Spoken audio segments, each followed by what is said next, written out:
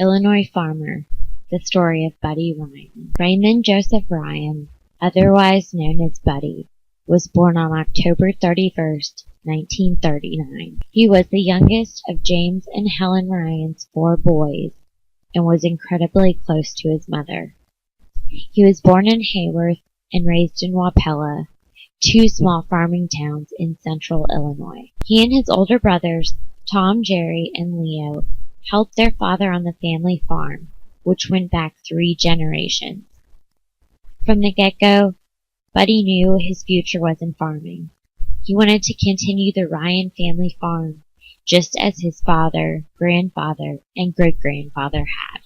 He graduated from Wapella High School, and by his early 20s, he was a full-time farmer.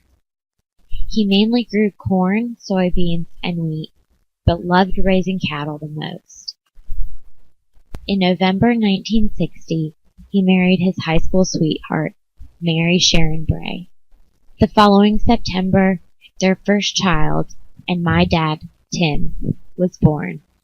He was followed by 1 brother and 3 sisters, Todd, Teresa, Tracy, and Tara. The most important thing in Buddy's life was definitely his family. Even though he didn't consider himself educated, he was incredibly smart and encouraged his children to pursue a college education. He was present at every event for his children, and through his position on the Wapella School Board, he was able to hand 4 of his 5 children their high school diplomas at their graduation. Buddy was extremely proud of his grandchildren, too. He took us to garage sales, let us help in the garden, and go on tractor rides around the farm.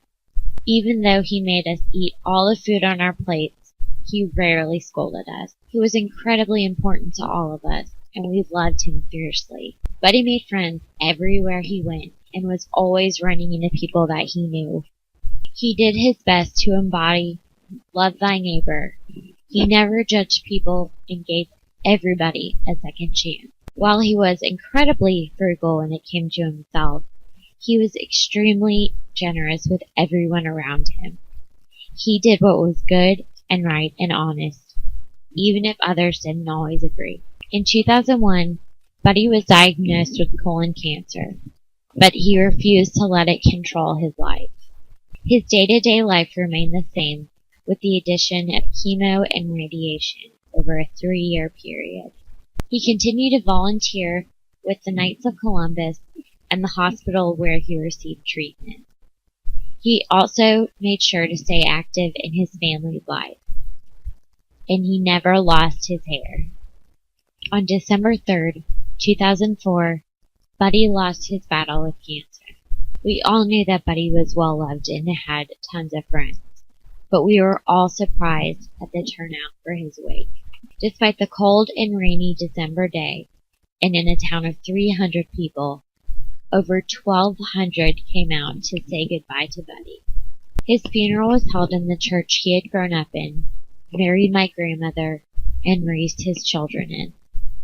It was also the place where my parents had gotten married and where I was baptized. St. Patrick's was a small Catholic church, yet that day the church was packed full of people, all wanting to show their support for our family.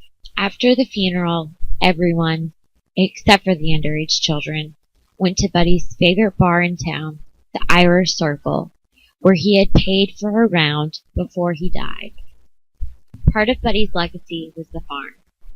He was so proud to continue the work that had been passed down to him. In 2003, the Illinois Department of Agriculture made it a centennial farm.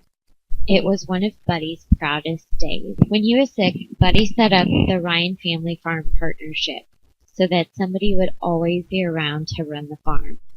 Today, his children and my grandmother continue to make him proud.